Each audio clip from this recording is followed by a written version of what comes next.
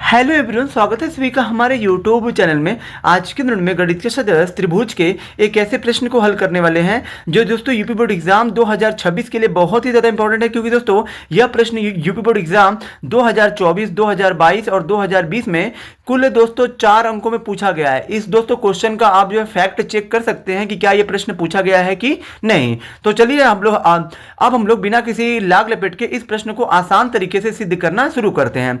जैसे कि हमारा क्वेश्चन दिया गया है, सिद्ध कीजिए कि एक त्रिभुज की दो भुजाओं के मध्य बिंदुओं को मिलाने वाली रेखा तीसरी भुजा के समांतर होती है। अब दोस्तों मान लीजिए ये एक त्रिभुज है, इसको हमने नाम क्या दे दिया, ए, ये बी है और ये सी है। अब यहां पे देखिए बोला क्या, सिद्ध कीजिए कि एक त्रिभुज की दो भुजाओं के मध्य बिंदुओं को, अब मान लीजिए दो भुजाओं का मध्य बिंदु कौन होगा, ये आपका एक भुजा ए बी होगा और ये जो एक भुजा आपका ए सी होगा। ठीक है, ये आपका दो भुजा है।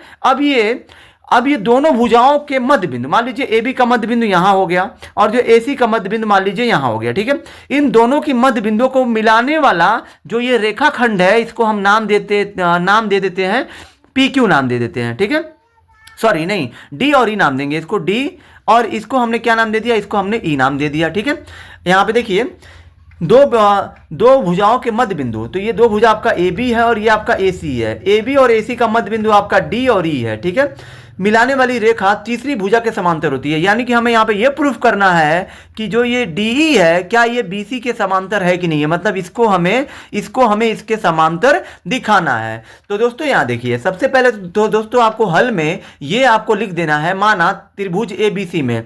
अब ये जो प्रश्न हमें सिद्ध करना है, इसको जो सिद्ध करने के लिए कोई ना कोई एक जो त्रिभुज लेना पड़ेगा, मानना पड़ेगा। तो वो त्रिभुज हमने क्या मान लिया, त्रिभुज ए बी सी में। ठीक है, ए बी सी ये इस जो त्रिभुज का नाम हो गया। बिंदु डी, ये वाला बिंदु, तथा बिंदु ई क्रमशः डी और ई क्रमशः ए बी, यानी कि ए बी का मतलब ए बी का ये डी और जो ए सी के मध्य बिंदु है कौन, ई, मतलब डी और ई, ए बी और ए सी के क्रमशः मध्य बिंदु है। ठीक है, इतना यहां तक आई होप कि आपको जो समझ में आया होगा। अगर दोस्तों यहां पे जब ये डी जो है ए बी का मध्य बिंदु है, तो क्या हम लोग यहां पे ये कह सकते हैं कि अगर ये ए बी का मध्य बिंदु ये है, मतलब ए बी के बीच में डी है, यहां पे देखिए प्रश्न को सर बोला है ना मध्य बिंदु, तो फिर यहां देखिए ए बी का मध्य बिंदु डी हो गया, तो क्या ये वाला हिस्सा इस वाले हिस्से के बराबर होगा, तो एकदम होगा। क्यों होगा, क्योंकि जो डी है वो जो ए बी के मध्य में है, मतलब बीचों बीच में है। तो जो चीज किसी चीज के बीचों बीच में होती है, मध्य में होती है, वो चीज उन दोनों को समान बराबर भागों में क्या करती है, बांटती है। मतलब यहां पे हम लोग कह सकते हैं कि यहां पे जो एडी, ये जो एडी होगा, ये जो बराबर आपका किसके हो जाएगा, ये आपका बराबर हो जाएगा डीबी के, यानी कि एडी बराबर डीबी हो जाएगा। क्या मैं इसको यहां पे गुणा करके एक लिख सकता हूं, क्योंकि यहां पे डीबी का गुणा जब आप एक में करोगे तो आपको डीबी ही मिलेगा। अब मैंने ऐसा क्यों किया है, तो देखिए यहां पे एडी है, एडी लिखिए, ये जो गुणा आएगा इधर क्या हो जाएगा बट्टे में, ये जो डीबी को यहां ला दीजिए, और ये आपका डीबी है और बराबर में आपका एक है, क्योंकि ये डीबी हमने लाया तो एक बच्चा। अब ये समीकरण एक मान लीजिए इसको। ठीक है, तथा अब आगे आप क्या करिए, तथा यहां पे अब आप क्या करिए, अब ये जिस तरह से AD और ये DB बराबर है, उसी तरह से E जो है AC का मध्य बिंदु है, तो जितना AE होगा उतना ही E से लेके C तक भी होगा। यानी कि हम लोग यहाँ पे कह सकते हैं कि यहाँ पे AE बराबर ये आपका EC होगा। ठीक है, अब यहाँ देखिए, क्या इसके साथ भी मैं गुणा के रूप में एक कर सकता हूँ, क्योंकि यहाँ पे एक का गुणा किसी भी चीज में करते हैं तो उस चीज पे कोई पर फर्क नहीं पड़ता है। अब ये AE हो गया और ये गुणा को लाएंगे इधर तो हो जाएगा बटे में आपका हो जाएगा EC, बराबर में क्या बचेगा एक, तो एक लिखिए, इसको जो समीकरण 2 मान लीजिए। अब दोस्तों यहां देखिए, आपने त्रिभुज की आधारभूत समानुपातिक प्रमेय पढ़ा होगा। त्रिभुज का आधारभूत समानुपातिक प्रमेय क्या होता है, त्रिभुज का आधारानुपातिक प्रमेय ये कहता है कि अगर किसी भी त्रिभुज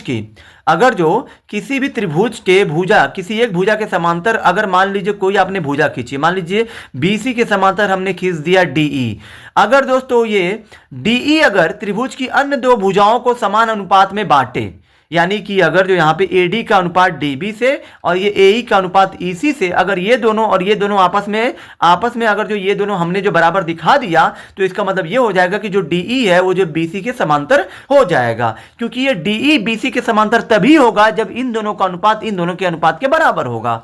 तो यहाँ पे आप क्या करिए, समीकरण यहाँ पे समीकरण 1 व समीकरण 1 व समीकरण 2 की तुलना करने पर, समीकरण 1 और 2 की तुलना करने पे, तो हम लोग क्या करेंगे, यहाँ पे समीकरण 1 और 2 की तुलना करेंगे। क्यों करेंगे?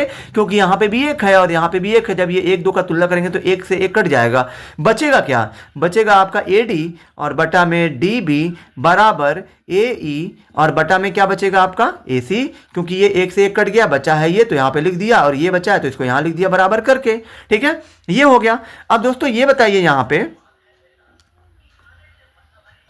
तो दोस्तों यहाँ पे आप देख सकते हैं कि यहाँ पे AD का अनुपात, यहाँ पे देखिए AD का DB से, तो यहाँ देखिए AD का अनुपात का मतलब बटे भी कहते हैं, AD का अनुपात DB से बराबर है। देखिए AD का अनुपात DB से बराबर हो गया।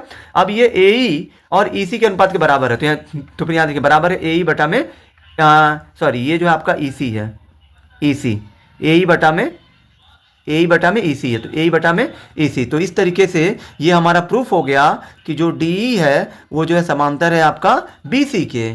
ठीक है, क्योंकि ये DE अगर जो BC के समांतर नहीं होता ना तो इन दोनों का अनुपात भी बराबर नहीं आता। तो यहाँ पे इस तरीके से हम लोग लिख सकते हैं, अतः तो दोस्तों इस तरीके से आपको लिख देना है, अतः त्रिभुज की किन्हीं दो भुजाओं के मध्य बिंदुओं को मिलाने वाली रेखा तीसरी भुजा के समांतर होती है। तो ये दोस्तों सत्य भी बात है, किसी भी त्रिभुज की दो भुजाओं के मध्य बिंदुओं को मिलाने वाली रेखा, तो यहाँ देखिए ये जो है जो ये DE है ना, वो जो AB और जो AC के मध्य बिंदु को मिलाने का काम कर रहा है। तो जब ये DE AB के मध्य बिंदु और जो AC के मध्य बिंदु E को मिलाने का काम कर रहा है जब, तो ये वाली भुजा यानी कि DE जो है वो जो त्रिभुज की तीसरी भुजा मतलब BC के समांतर होगी। तो इस तरीके से ये हमारा सिद्ध हो गया। आई होप कि दोस्तों आप सभी को ये वीडियो बहुत ही ज्यादा पसंद आई होगी। अगर आप हमारे चैनल पर नए हैं तो हमारे चैनल को लाइक, सब्सक्राइब और शेयर जरूर करें, जिससे आने वाली वीडियो की नोटिफिकेशन आपको मिलती रहे।